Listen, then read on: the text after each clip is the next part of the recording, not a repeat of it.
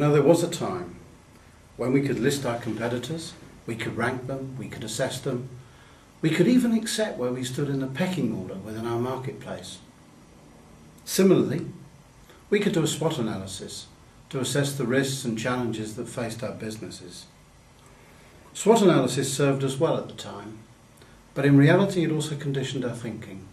It conditioned us to what we know and what we could see, rather than what we don't know and what we can't see. So today, the competitive challenges and the risks that we can see are just the tip of the iceberg. If we think about it, carbon quotas, global warming, the China influence, the emergence of India have all become everyday language for us in only a very short space of time. And lurking just around the corner, well, there's RSS technology, there's the .mobi websites, there's the infancy, in fact, of the mobile phone. If we look at the influences that have destabilised businesses that perhaps you wouldn't have seen coming, for instance, the UK is in a position where they're the last port of call on a Russian gas pipeline. What's going to be UK business fuel of choice in the future? The USA, what's the fallout from the subprime market fiasco? In Australia, they've been dealing with drought conditions for a number of years. Great news for the people in water conservation, but really tough for the people that need high volumes of water. And what does that do for their competitive position? And if we look even in South Africa, where they're facing power outages, possibly for 5 years or more. Again, if you sell a generator, you say this is a big premium time. But in reality, it's going to put a stress on a major Southern African economy for years to come. So if we can only see 10% of the iceberg, what do we have to do differently in the 21st century? Well, I would like to refer you back, if I may, to some businesses who were phenomenally successful in the latter part of the 20th century. Let's just take a look.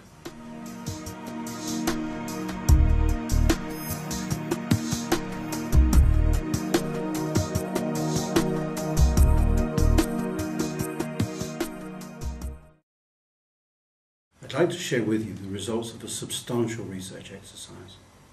It was conducted by Professor Vinod Singhal of the Georgia Institute of Technology. Dr. Singhal is a logistics expert. He and his team set out to quantify the values of TQM and excellence. He did so aware that there are very wide views. You could take 100 people and 50 would step forward and say, yes, it really worked. It was an innovation that worked for industry worldwide.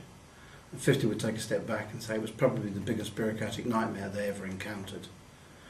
He was also aware that there had been substantial research in this field, but nearly all of it had focused on a hypothesis or to prove a methodology or a theory. What there hadn't been was a clinical analysis of just what the value of TQM and excellence delivered to industry.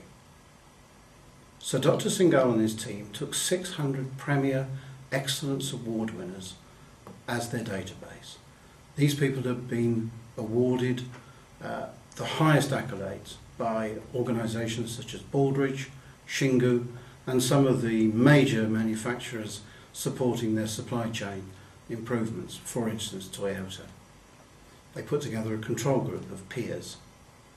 And what they did was they simply took the published accounts of these 600 award winners and analysed them for the 4 years before they won the award, for the year of the award, and for 5 years after. It's very easy to build up to an award, win an award, and then your performance falls off when you take your eye off the ball afterwards. So he was taking a long-term but totally rigorous approach. So what was the bottom line? These companies achieved a competitive advantage of between 63 and 117% across a range of 7 financial measures. This defined their competitive advantage. It was a measure of their strength, their sustainability, their robustness, and their agility in the marketplace. We were excited by 3 facets of this exercise. The first was that the findings were industry neutral. What came from this research is applicable to any business of any size in any marketplace, and therefore every business can learn from it.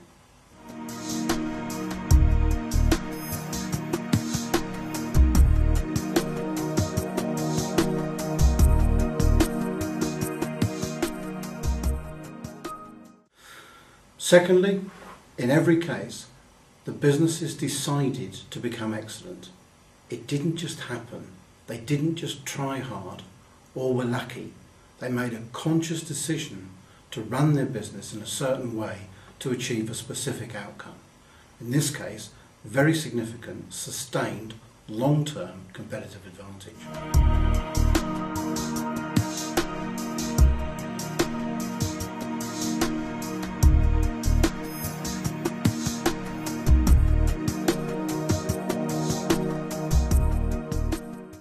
The third facet that really interested us was that this wasn't about what the businesses did, how functionally they ran their business.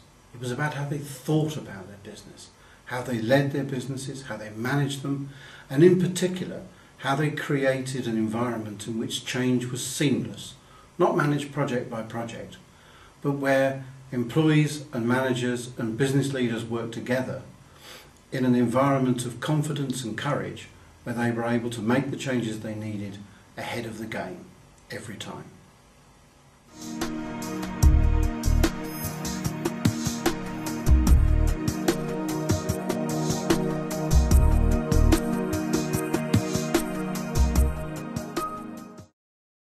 As developers of tool sets for business success, we set about with considerable enthusiasm to distill the common denominators of this research into 15 manageable topics.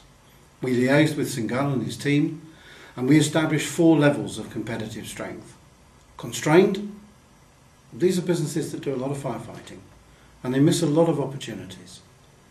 They don't necessarily go out of business, but often over time they can become substantially diminished. Comfortable businesses, businesses that do the right thing. They do things right.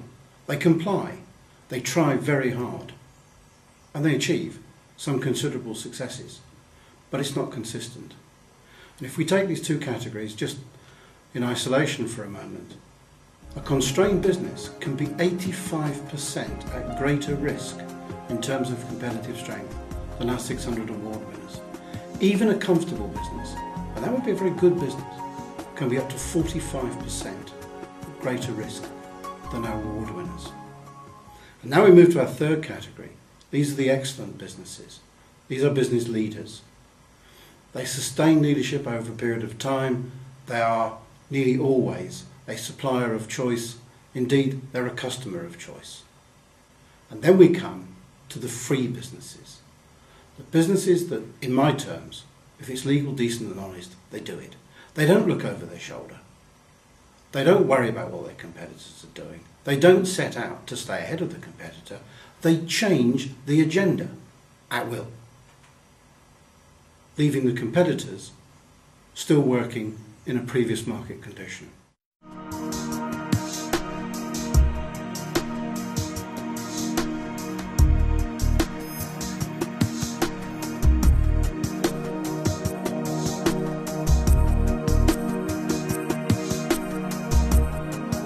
You can now use your knowledge and insights of your business to compare its competitive strength to the 600 award winners.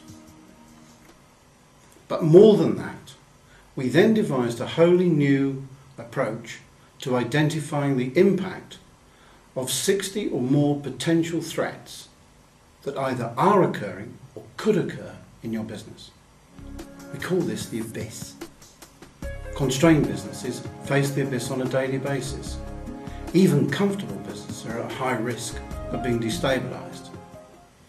Imagine a 25% loss of turnover in 6 months. What would that do to your business? How sustainable, how robust, how agile would it be to take something as traumatic as that and deal with it? What impact would it have on our business, and what level of understanding and alignment do we have within our top teams of indeed how important these things are when it comes to, for instance, deciding on the use and application of scarce resources, on our corporate services, on what do we invest in, on the impact on our strategy. Normally doing this would be a long, sometimes would say a tedious process. We've developed what we call the Competitive Strength Report. The Competitive Strength Report has to do what we're urging you to do. It has to be better, faster and cheaper than it's ever been done before. We've eliminated interviews with directors and major stakeholders. We've eliminated corporate surveys, data analysis, focus groups. Everyone's running hard today. They don't have the luxury of this time. Your input to your Competitive Strength Report will take approximately 40 minutes, no more. The report can be on your desk 2 days after all the inputs have been completed. The CSR will be relevant to CEOs building the strength and agility of their business, to businesses planning to acquire or merge with another, to businesses needing to achieve optimum alignment and focus behind their strategic plans and also their marketing initiatives. So I invite you to benefit from the findings of Professor Singhaal's research and to do so in a way that we would suggest is better, faster and cheaper. It's a 21st century process for 21st century businesses. Thank you.